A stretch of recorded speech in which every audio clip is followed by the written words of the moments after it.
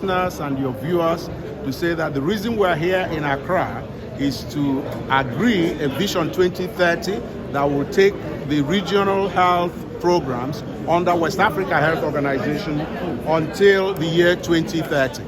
Now, you're right in asking what has happened so far with the last vision that we had, which was a 5-year vision from 2016 to 2020. Unfortunately, as you all know, the COVID-19 pandemic did affect us in 2020.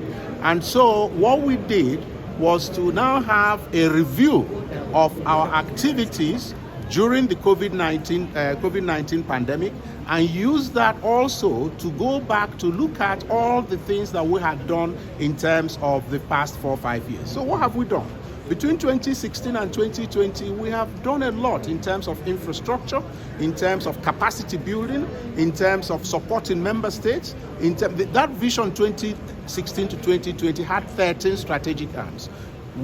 10 of them were to do with health programs, and we have a lot of health programs that we've done. 2 of them were to do with having to support member states, technical assistance and financial assistance to member states. And 1 of them had to do with building capacity at WAHO.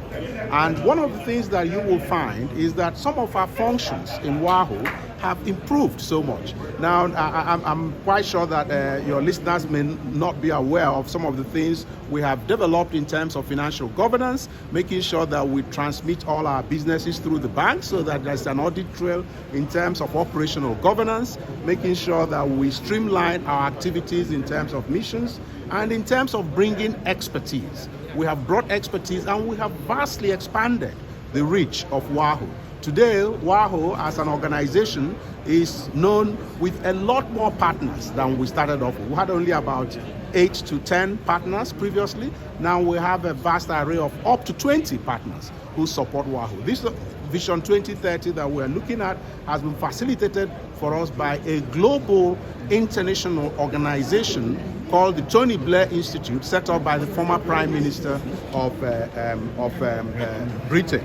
Now, in terms of the health programs, we have given scholarships to people. We have set up centers of excellence, 1 in Mali, 1 in Niger, 1 in Cote d'Ivoire, in terms of training midwives.